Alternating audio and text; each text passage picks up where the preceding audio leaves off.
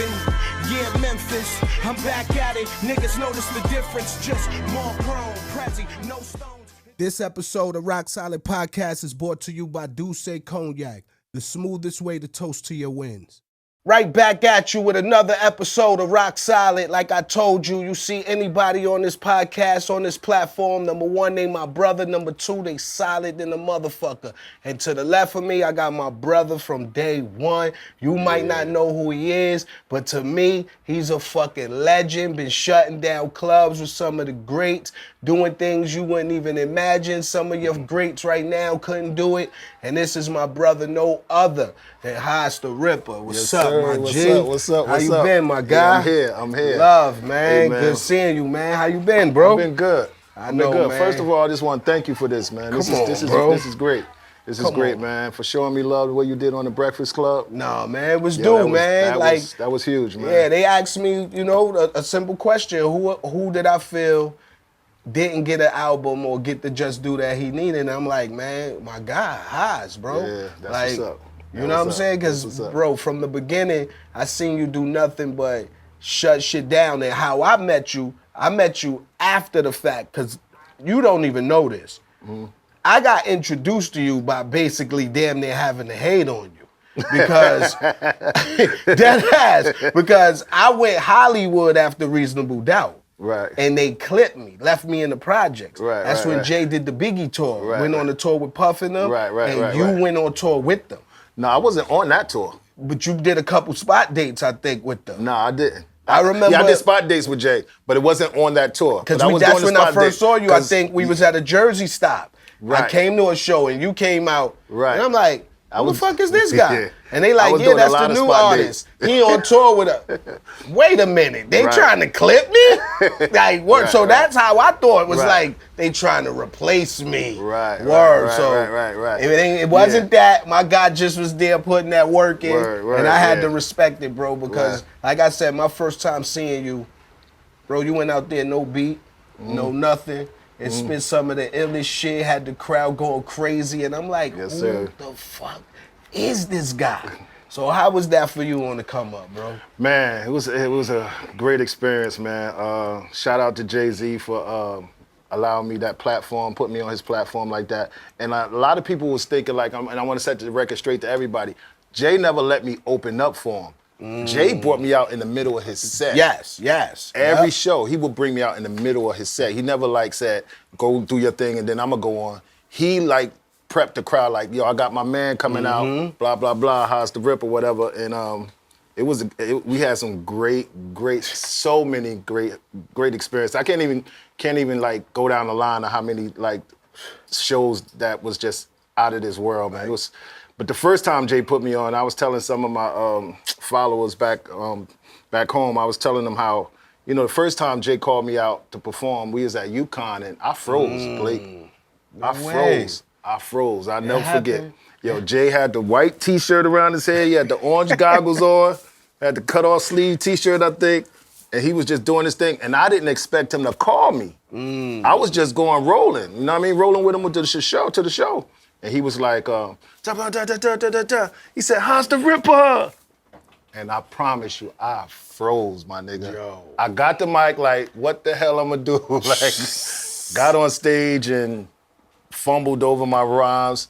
And him and Dame like rolled me the whole ride back. They was clowning me the whole ride back. That's crazy. But a couple nights later, we went to Millersville, Pennsylvania to do a show.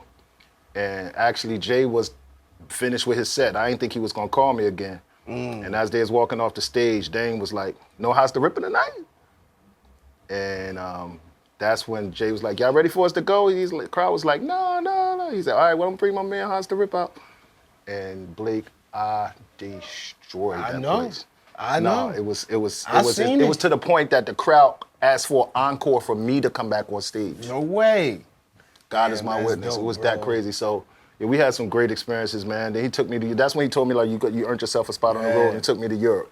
Yep. Oh damn. Yeah. Man, that's where I got left. It was really bad. Yeah. Yeah, that's where I got left in. It wasn't the tour, it was Europe. Yeah, it was Europe. Yo, that's dope, man. Yeah. But how did you even come into meeting Jay than he even knowing like, yo, this guy's ill. I could bring him on my show. Like, what was that interaction? So like? what happened was it was Clark, man. Rest in peace to Clark Kent, God man. bless the OG was, Clark, man. It was Clark Kent. Clark Kent.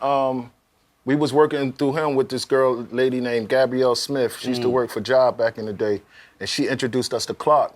And that's when I was with a group called Hardware. And Clark was working with us, doing beats for us and everything, working with us.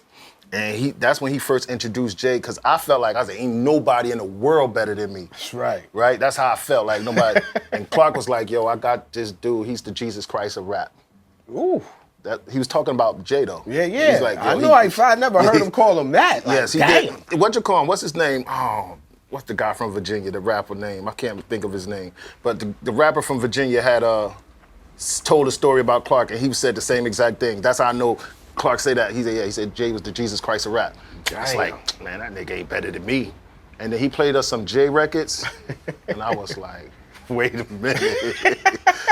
This nigga's incredible. So, yo, I never forget, he did that rhyme about when he had all the rappers in it. You remember that song, Bleek? No, he never made it out, but it was like, I think it was like a demo, demo joint. He's I like, if you riff on your EP, you're gonna need an MD, so you got to chill, because I chill at will, like Solid Waters, chill at will, Ice Cube. It was crazy. It was Jay crazy. always had some ill shit, bro. So that was my introduction to who Jay-Z was.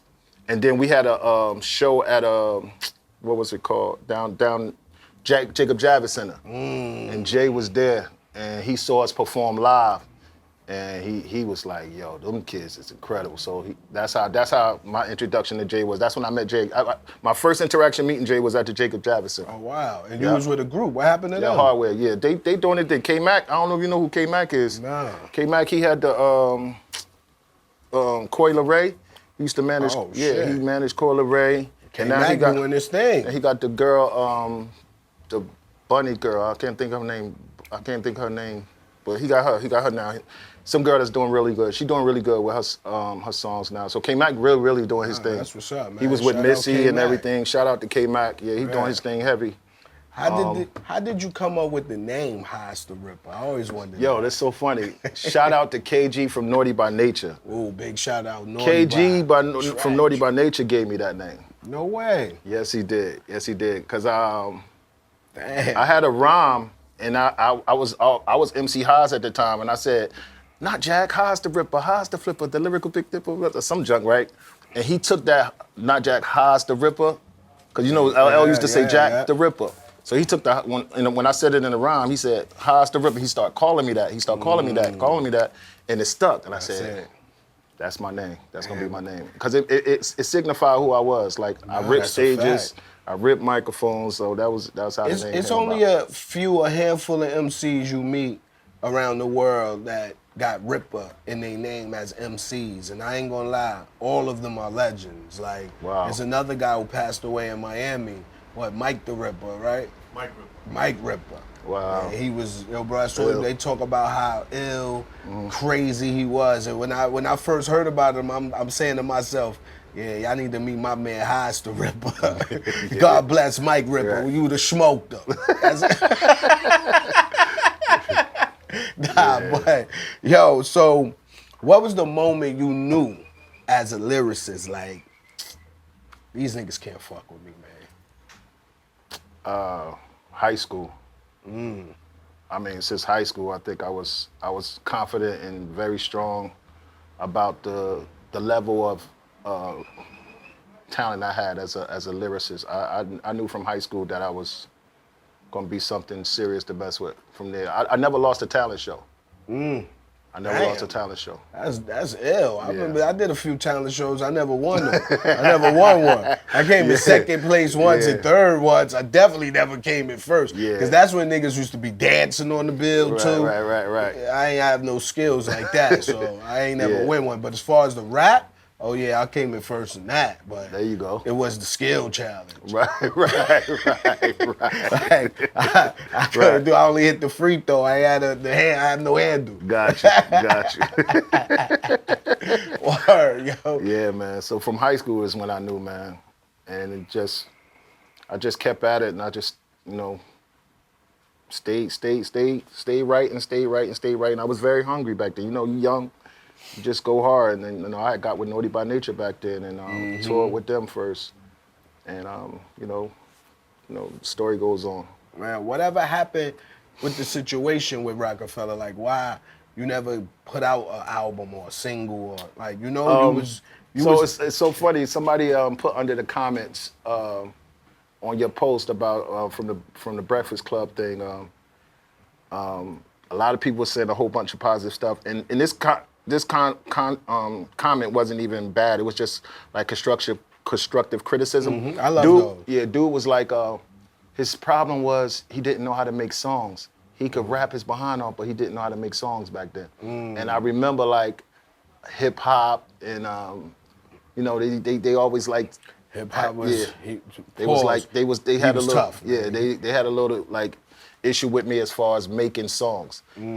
So that's probably why I never put out an album. We never literally signed a contract. Jay never literally signed me to a contract. Nah, he never signed me. And you touched the stage, went on the little couple shows with him, and So you went never, on tour. God damn, Yeah, man! I was just rolling. You had the cheat code, my G. Yeah. 'Cause I had I don't think I was signed. He didn't have no label when we first started doing Right. Coming of Age. It wasn't until It's Alright, but yeah, that Right. ink was dry. Right. So that's why I never put an album out, because for one, I wasn't never really signed. But I think I was like more hungry, and they was like pushing more of the patient method with me, trying to put me to the back burner for a minute.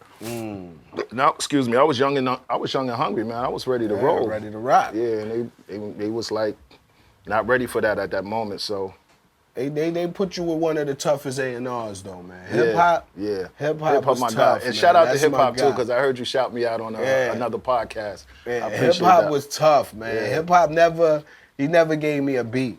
He'd call me in for a verse on somebody else's shit, but he Right. ain't never come in my session and give me a beat. Like, yo, Bleek, I think this beat for you. Right. Like, I don't think he wasn't checking Right. for that. He was state property, Hove. You know, he was mainly Hove A&R. Right, right. Lenny, that was it. That's really who came through on my sessions, Lenny Gotcha. S. Like, that was it. And then That's it was what's up. Guru from there. Okay. Like, that's crazy, man. Like, Yep. so I know you said I got it confused because I thought you was into the ministry thing. Like, he not a pastor, y'all. All right? Players fuck up. I fucked up. All right? Players fuck up, right? Right. He don't got a church. He just talk in the churches. So to me, he got a church, y'all. So we ain't fuck up on that part. Because if you ever see me grab the mic in the church, believe me, I'm going to tell you that was my church. Believe me, only person gonna know I'm lying is the pastor and Jesus Christ himself, okay? Right. But how did you make that transition from doing the rap that we was doing to, you said you got into the gospel? Right. So I'm a gospel recording artist. Brother Hahz, I got 6 albums out right now. I started this 20 years ago, 2005. What happened was I was actually about to get a solo deal with, I had a couple of meetings with Def Jam. I don't know who the other, it was 2 labels though. I had two deals on the table. But what had happened was September 19th, never forget the date, 2003. You know, I got hit in the drive-by shooting. No way. No, hell no, I ain't know that. What the hell? Bleek, I got shot, bro. No way. Yeah, man. Meant for you or just on wrong place, wrong time. Yeah. Yeah. I was actually on my lunch break at work. No what? Damn, that's Word up. crazy. And, I had just put a mixtape out. The whole hood was going crazy over the mixtape. And I walked to the corner on my break, and all these niggas from the hood, from townhouses in Newark, they like, yo, Hahz, blah, blah, blah. Yo, that mixtape crazy, blah, blah, blah. When you... So talking all the music stuff. So I'm sitting there kicking it with them. And then I said, yo, we gotta get back, told my coworker, because we walked down there together, like, we gotta get back to the building, man. He's like, all right.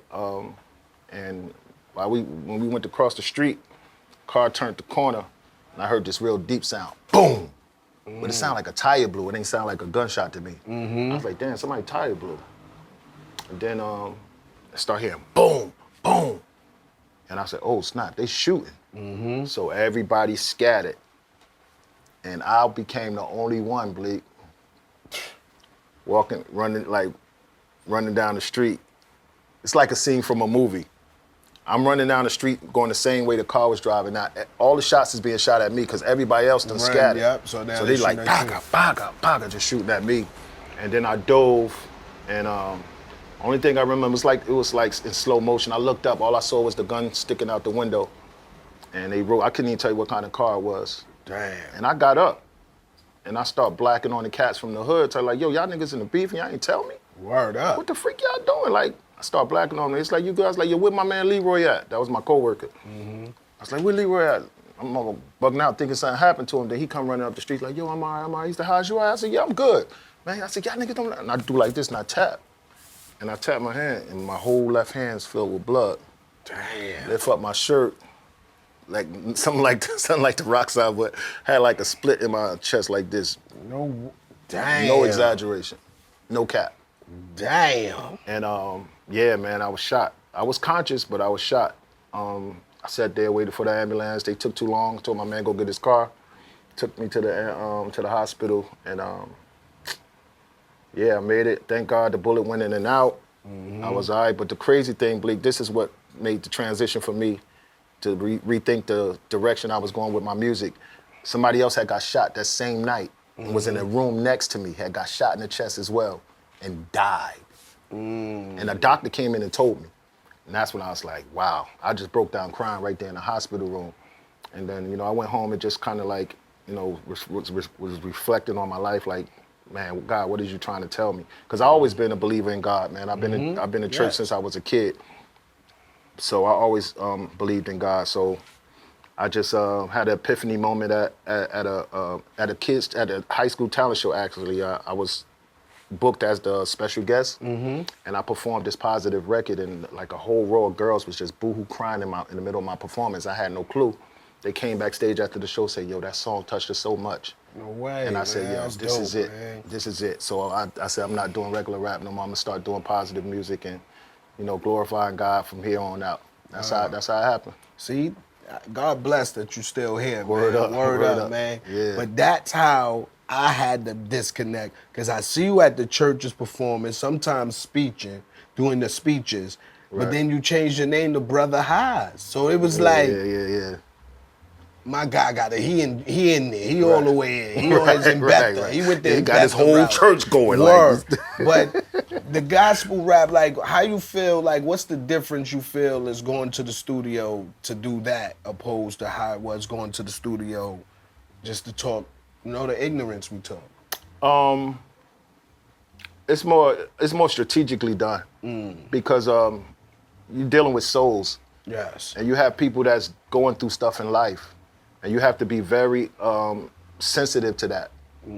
So when I'm writing and when I'm coming up with different concepts, or God is giving me, dropping different types of songs to create, I'm very sensitive and very like strategic with the writing, and just being very careful to make sure that I'm giving people hope. I'm being a voice for whatever they're dealing with. You know, so that's my angle on how I go about the writing. I was like, you basically answered my next question, because I was gonna say, it's almost the same question, but like, do you think there's a difference of like how artists today, we come up in the industry and, you know, the first thing they think, yo, I gotta get to the bag. Right. But doing what you doing, it's all about purpose. There you go. You know what I'm saying? There you go. There you go. How did you separate the two? Because a lot of people out here don't even know what their purpose is. Right. They just think their purpose is to get money. Right. You know what I mean? Right. I mean, I think what happened for me is like once God spared me, like, because the bullet missed my heart by 2 inches, bro. Oof. God like bless, literally. Bro. And the generational curse was broken in my life because my father was shot in the chest and died. Damn. That's how my father died. Damn. And I got shot in the chest and the bullet missed my heart by 2 inches. So in that moment, God kept me. I knew He had kept me for a reason. That's right. You know what I mean? So that's how that went, man. No, that's what's up, Yeah. man. That's crazy. You inspired a whole generation of artists when it come down to freestyling, now with your word, all of that, man. What do you think the culture is missing when it comes down to, you know, not everybody, you know, everybody defines living right in their own way. Right. Everybody thought of righteous is everybody thought it's not the same. Have the exactly. But what do you think? How can you think fit that into the culture to where these kids, because these kids need something to believe in. Right. You got to speak their language, man. Nah. You got to speak their language, and you got to dig into the root of where they're having these issues from. A lot of these kids are traumatized from their upbringings, with their parents, things that happened to them as children that they still live with, that they haven't faced. A lot of kids don't go to therapy. Communication. A lot of kids don't talk. They hold a lot of stuff in, and they wait for situations that happen to their life to just burst out into all these different emotions. You know what I mean? So I think you just have to, deal with it from that angle. You got to really dig into the root of what's going on with these kids, man, and talk about the issues that they're dealing with. No, definitely, man. Yeah. I think it's like, I always say, everybody have a gift. You just have to find out what it is and find out how to use it. That's facts. You know what I mean? So like when you out and you doing these speeches, do you do speeches at schools or just at churches? I mostly like do performances, and I'll speak in between the songs. Like, you know what I mean? I'll give the reason behind this song or why it was written or whatever the case may be. But I really just talk through my songs, man. I performed at high schools and everything. It's crazy. What you would say your main message is that you want the people, because it's adults, children, everything there, that what you want them to walk away with, the message, like get a relationship with God. Whoever your God is. My God is Jesus Christ. I'm not knocking nobody's religion, but get a relationship with God. Because a lot of people feel they don't have nobody who they feel that loves them. So if you believe in God and have a God that you love, that you know, and that loves you, you'll be all right, man. You'll be all right. You'll have someone to go to talk to. See, man, you should be a pastor, man. I'm not a pastor. Give me a church to go to, man. I got to know the pastor, man. These pastors now wear Jordans. How I know they right? Listen, none of us is perfect, Bleek. But still, man, you can't have... We all trying to walk right, Bleek. Bro, listen, you cannot be at the enemy is heavy out here, man. In James. Like, come on, God. I can't even Where say that you can't, Bleek? No, it don't say it. It's just you can't. Like, where's the formality of how you dress for church? Right, so I want to tell me the Bible says nowhere, please do not be ye not conformed to Jordans? Yeah. Yo, but hold on. Now, so the next speech, I want to see you in the Fee Lava lawsuit, man. I want to see you pull up 88. I dressed down, though. You saw I just performed yesterday. No, I had on Jordans. I had on Jordans, Bleek. Yo, chill. Word up. I had on Jordans. He said I had on Jordans. I had on jeans and I had on Jordans. See, but you're not a pastor. I'm not. But you was giving the But I was giving the word through rap. Yo, I fucks with it, man. I love what you're doing, man. That's what's up. Yo, at any moment, any time in this journey that we've been on in life, do you think there's a moment you ever felt like you wanted to give up? Like, stop music in total? Man, I don't even want to go down that route.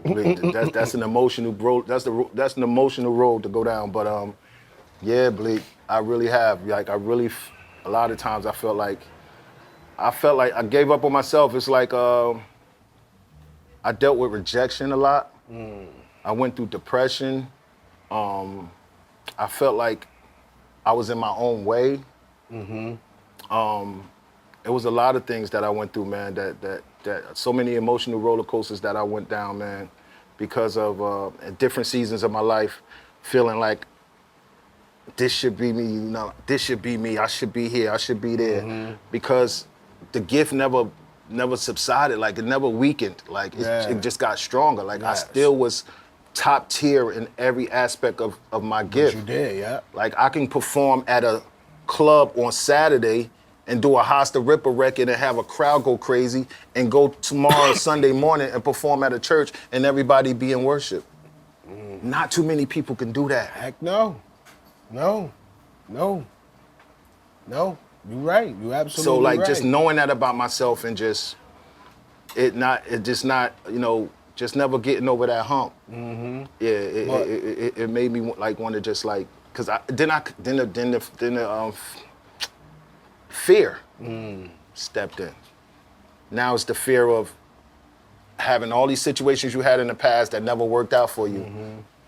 You just jumping out there, just jumping in the middle of the water, hoping something's gonna happen, and fear, and just scared to try because you don't want to deal with that again. You don't want to go through that experience. But like they say, it's almost like love. I'd rather have had love than to not have had it.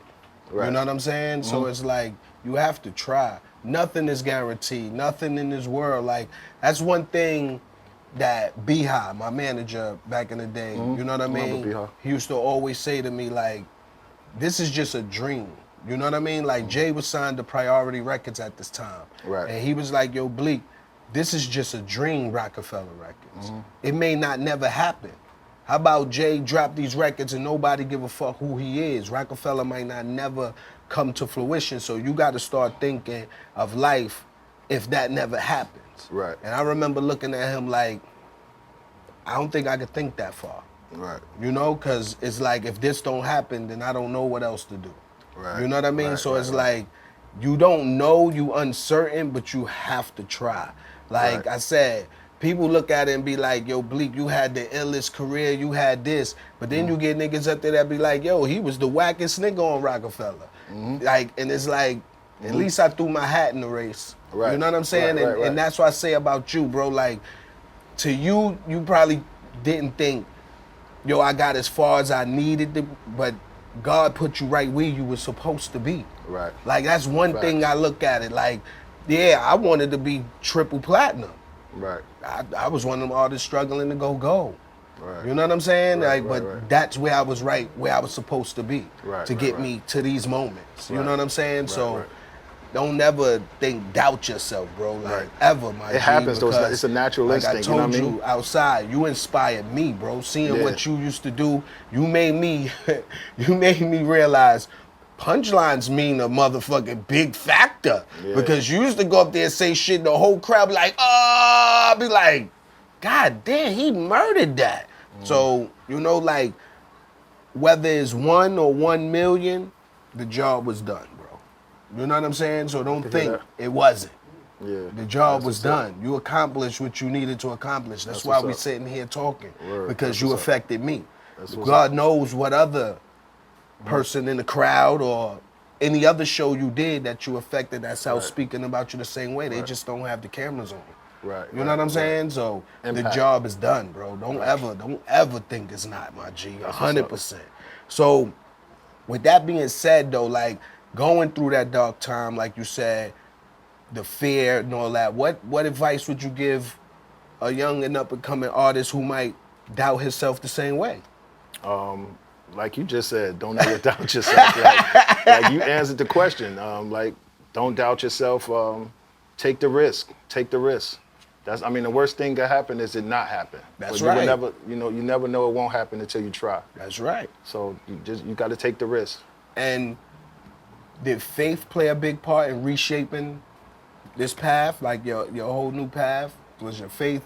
Yeah, that's always. I always had my faith, man. That's what that keep my head up, bro. You know, that and my daughter.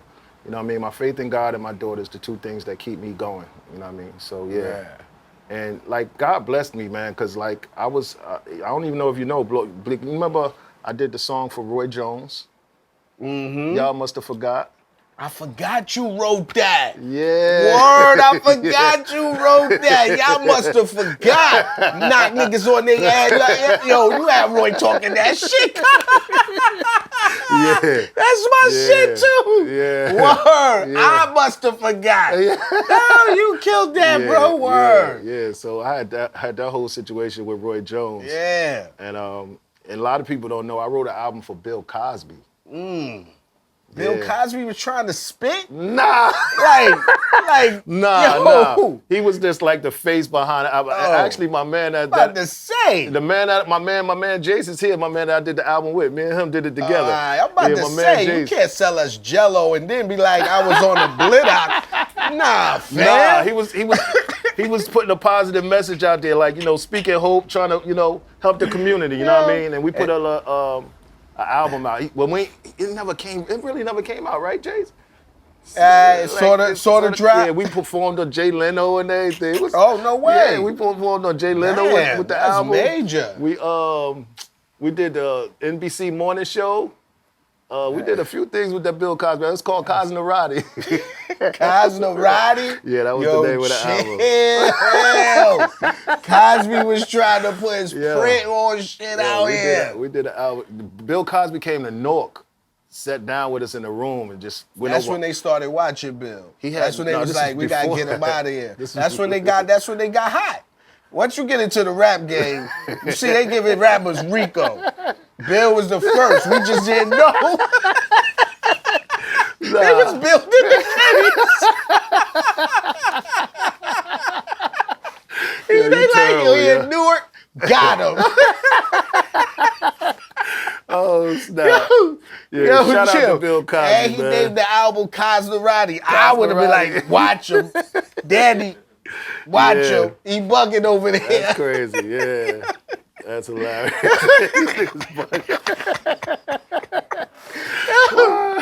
Chill. Oh, snap. Yo, what do you feel about, what do you think defines authenticity in hip hop today?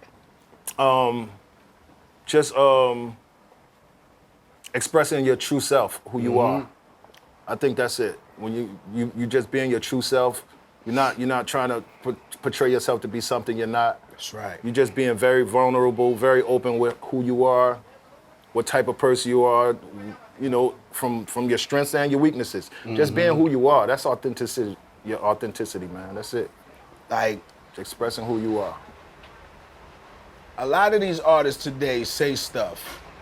I feel like a lot of rappers just say things to just rhyme, just to sound cool. And I don't think they think about the consequences of their words. Like, you know what I mean? Like, how serious is something? Because, like you said, when you're doing the gospel, you talking to souls, you talking about people's life. So, you got the consequences of your actions and your words is serious. So, what would you say to people that you think should be more conscious? That life and death is in the power of the tongue. That's a fact. That's what they need to know and understand. That's a fact. Speak life. Yeah, you got to speak death, life. They both gonna come. Right, exactly. You have to be very conscious of your words because words have power. That's a fact. Yeah, man. Yeah, man. So, do you ever see like the spiritual impact, like things that you've been through? Like, do you think that would ever? Like, I asked you this earlier, but I think it's a way for some type of conscience back into our culture. I think that's where we lost our way. It's no consciousness. People just shooting in the dark, eyes closed, hoping anything hit. So, do you feel like we could ever restore the feeling, man? Like, if just honesty in music? It's possible. I think it depends on the music itself. Like, it has to be dope at the end of the day, Bleek. It has to be something that's very catchy. People got to be able to relate to it. It has to pull on the heartstrings of people. Like, you have to make those type of records. With you saying that, an artist today, he got a talent show. Say this, right? I'm a young kid right now, 13, 14 years old. I got a talent show coming up. I'm like, yo, I got to kill this shit, dog. I got to write the illest bars. I got, what would you give, what advice would you give that kid to ensure, like, to let him know, nah, this how you go in there and shut shit down? Sign up to my Writers Academy.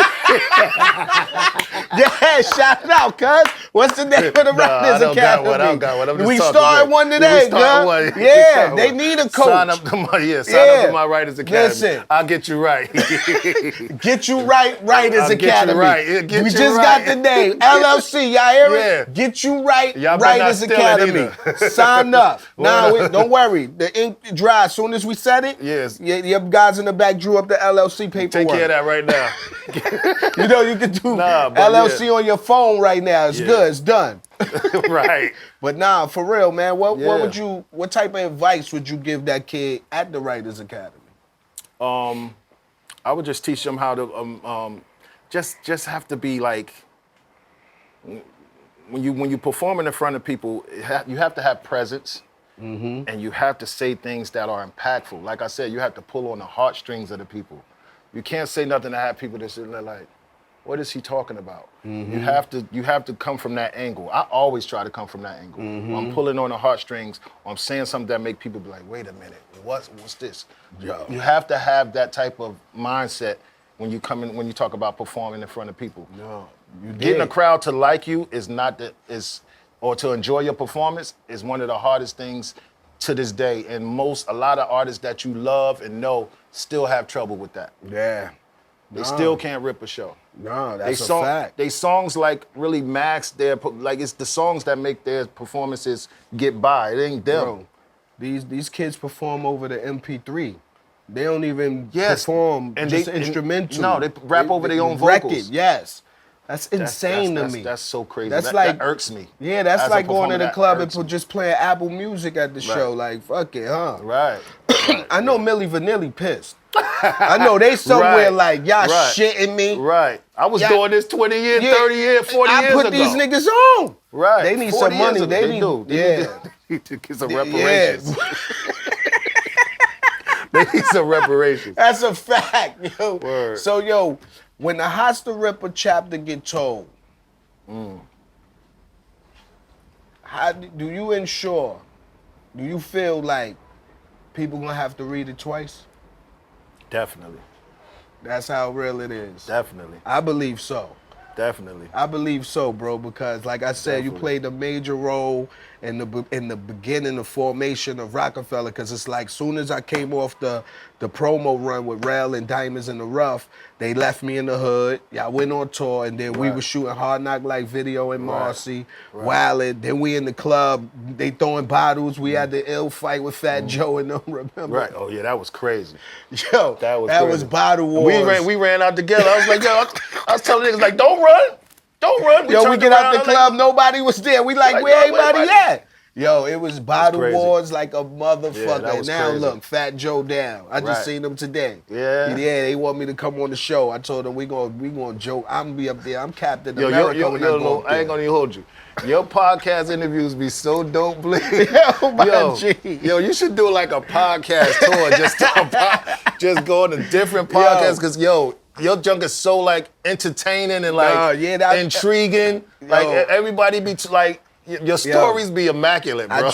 Your stories are like, I just try to tell it like it is, man. It be real though. And that's what's so dope about it. You know what's so crazy? Jay told me years ago, right? I think it was like, yo, why you don't put your personality in your music? And I'm like, man, what you mean? When you cut that mic off, I'm OG Bobby Johnson. Nigga, fuck you talk about? I'm not fucking Curtis. I'm not no rapper. Like, I'm not no comedian. But when we joking, and that nigga Jay said, yo, you don't get it, man. When the world see your personality, Bleek, your life gonna change. Wow. Yeah, you got it. You got it, bro. You got it. I guess this is the way. Because like, I'm intrigued to see the new joint you got coming on Drink Champs, because I saw the little content and I was like, Bleek doing it again. He's doing it again. Yeah, no, man. And that's why they keep having you, because you really you do very well with those. Appreciate it, man. Super dope. Thank you, bro. Super dope. Yo, I had Nick Cannon on here, and he looked at me and was like, yo, man, you really got a talent for this shit. Like, he looked at me like, nigga, I think I gotta have you on my show now. Yeah. Like, word. So people say this is my calling. I'm gonna run with it, man. You're very a very organic and genuine person. I never forget the first time, because every time I used to get around Jay, I was nervous. Like, I get around Jay and I used to be nervous. I remember one day, we was at the office or something, and something happened, and you said something, and you snapped at Jay. And I was like, no way. Like, nigga, I ain't blah, blah, blah, blah. You talk. And Jay was like, nigga, blah, blah. Like, y'all went back and forth. Like, I'm sitting there like, oh, snap, this nigga snapped at Jay. Like, I said, oh, they really got they really got a relationship like that. Shit. Like, and we still be on it, man. I just seen them got a relationship at the B show. My daughter, because, Hov be on some bullshit. Hov don't be wanting to take pictures. If it's not like a professional, you pull out that iPhone, Hov like, it gotta be professional. Like, if it's a professional camera there, he gonna snap away. That iPhone pic, he looking at you like, you know better. But my daughter ran down on him. It was like, I want a picture. So I looked at him like, Don't do Tell it. her no. You gotta shoot 5. Right. Word. Right. So it was Right. that was cool, but man, Jay is crazy with certain Yeah. shit, man. We definitely always had that Marcy relationship, and I Yeah. love that. We never let that waver, no matter Right. how famous or whatever Right. niggas been through. Niggas still gonna see you and be like, "Hey, you suck, you soft, nigga. You ain't doing nothing. You ain't out here. You soft, nigga." Right. I love that about Jay. Right. So, what do you think you want to be remembered for? You want to be remembered for, you think, your transition now or the bars? How you was the bar god? I want to just be remembered for Brother Hahz the Ripper. Like, I just want every See? aspect of my talent. You know what I right. mean? It's not just about just the bars. Like, because I've impacted so many people on the gospel side. Mm-hmm. So I would never just want to be like, oh, just remember me for my bars. No, remember me how I want to be remembered for how I touched your life. You know what I mean? The way, the impact that I had on you, all the testimonies that came into my inboxes from different parents on how my music got one dude delivered his baby. They had a do-out labor type thing where the mother was sitting in a water type thing. I don't know what you call it. So they get the water birth. Yeah, I don't know what it's called, but Yo, he's playing my music in the background while his wife is giving birth to their child. that's insane, bro. Dude, and then you messed thinking you me didn't, up, and bro. then you thinking you didn't achieve what you were supposed to. Man, that jump was crazy. Come on, man. Look at that, bro. That was incredible. I never. They not forgot playing that. nothing to Bleek during no birth. Listen, trust me. There's no song I Yeah, ever man. made that's getting played during childbirth. Yeah, so stuff like that, man. Just like, So I'm it's just, telling I want to you. be remembered for the impact I had on people's lives, man. And that's a blessing. That's the Yeah. blessing right there, man. Like, I want to know. Excuse me. My definition of success to me is health and the smile you put on people's faces. Mm-hmm. Well, how do you define success to you?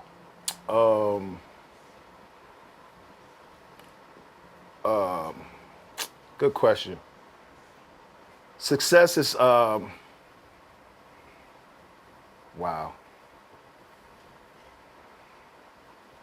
Watching my daughter graduate from college. Let's change this because I'm about to start getting emotional. Nah. I'll make it was like- funny that for was you su- because that was- success that was to su- me, that I was watched my super. son graduate, but that nigga graduated just to ask me to help him get a job. So it's like, hold on, how much success is it, homie? Hold on. Nah, like- it's a little bit of success. Yeah, like- that sucks right now. Yeah, like we need that's- to find cess now. Like, it's outside of the like music for me. Like, Yeah. it's like me as a man, me as a father.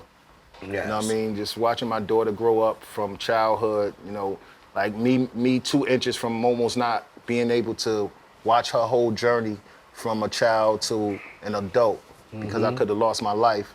You know what I mean? Just to see her graduate from college, That's a blessing. you know what man. I mean? And with high honors and all of that, and actually moving to her own place and continue schooling, go to grad school to finish to get her master's. Man, that's the success I like. That's That's what's up, what man. success is for me. Watching my daughter. And that's what it is, man. But Yeah. now I know that you got a daughter that graduated school, that moved out, did all that. So you one more name on my list for therapy. Because my daughter is 7. All I'm doing is buying guns. Every year, I buy a new gun. Bro, So, let me tell you, I'm gonna be honest with you, Bleek. Your daughter's 7 years old. I'm gonna keep it straight G with you. You got about 4 years, it's over. no. I'm gonna give you 6. 6? 5. 5. About 5. I'll give you 5. By the time she's 12, it's over. over. It's gonna hurt. I know. Ooh, Bleek, it's gonna hurt. I know. She ain't beat for daddy no more. I know. She ain't gonna be beat no more. Yo. She gonna have her own little circle of friends. Dude, it's Yo. gonna be a wrap. Damn, man. Yo, I heard this, though, before. Yeah, when it's I a wrap. first met my wife, Wrap. my son was I like... went through it. They come back though. Yeah, That's my the son good was thing. They come like back. 6 years old when I first met my wife. And she was like, damn, that's dope, the relationship you got with your son. And she was like, you better enjoy that, because in like 5, 6 years, all that hanging out with daddy on the weekend, he gonna be like, Pops, I'm with my friends. Can Yep. we hang out next weekend? Oh, yeah. And then next week it gonna turn into, I forgot, Dad. And that's how it is today. Yep. I gotta Yep. call him to be like, yo, what's Yep. up, homie? You ain't Yep. checking how Pop's doing? Yep. He called me and I know. Yep, that's He how tapping. He want that Zell. Right. That's all they be wanting. He want that Zell. That's all they be wanting. Nah, man, Hahz, man, I appreciate you pulling up, man. No doubt, Like I man. said, bro, you've been a staple to Roc-A-Fella. Without you, it wouldn't have been the direction I think I went in my career. You played a major role in my life, not only as a friend, as a label mate. Appreciate you know, that, the man. shows, everything we've been through, the tours, and to see what you're doing now, bro, I commend everything you do, bro. I appreciate that. You And I want the fucking people to blessing. know, like, me and Bleek wasn't in communication before he even stated my name on that Breakfast Club. Word. We weren't even in Word, communication. nope. This was just him genuinely just mentioning me and giving me my flowers, and I'm like super like grateful for that, bro. Nah, Like, man, it's seriously, love, man. Like, And that's why seriously. when you hit me, I'm like, bro, you got to pull up the Roc Solid, man. Yeah, like, for real, man. Bro, that's what this platform is for, man. Brothers like you, Appreciate myself, the ones who stayed the same, never wavered. Right, You know, right. we shot.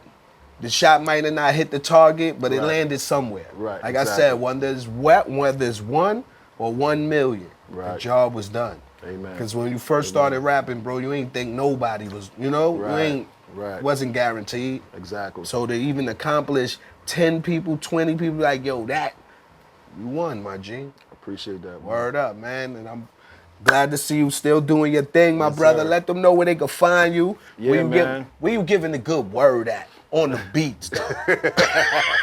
Yeah, like I said, I got 6 albums that's on iTunes, man. Just look under Brother Hahz. Hahz is spelled H-A-H-Z. It should be spelled on the YouTube channel anyway. we but- gonna have it spelled. Don't worry. Yeah. We got a little bit of Yeah. bread on here now. We can put your name under you. Right. So, Brother Hahz on all platforms, Brother_Hahz on IG. Follow me on Facebook. And yeah, that's about it, man. And I'm working on my last album. Last album is called I Hope This Helps. Look out for that in 2026. That's It's gonna what's be a up, big man. record. Big record. Come on, let me get a verse. I think I got some little bit of. I got a little bit of righteousness to talk a little something. I'm not gonna go gangster on them. I'll give them some I'll righteous. give you a bleak. regular freestyle. I'll give you- No curses. You got something? They got Okay, go ahead. Nah, not right now. No, I got it. Like you said, it got to be thought. I'm playing with souls. Right, you gotta be strategic. You gotta I won't be the soul snatcher, Right, dog. right, right. Won't be the soul healer, Right. man. Yo, and with that being said, that's a wrap, man. We appreciate D'USSÉ always being the sponsor, holding us down. We appreciate Drink Champs, Black Effects, iHeart, and I definitely appreciate my brothers at home team. Hold up, bro. Let me get the church mad. D'USSÉ. Yo, he turned it to wine, baby. We doing the same. We over here at home team. You need them fresh kicks. You need that drip. Pull up the home team. Yes, sir. Don't be scared of Dykeman, though. It's Roc Solid. We outside. Yeah. Peace. My brother. Love, man. Appreciate that. Word up. Appreciate y'all for tapping in. And as always, do it big, do it right, do it with D'USSÉ Cognac. Stay solid.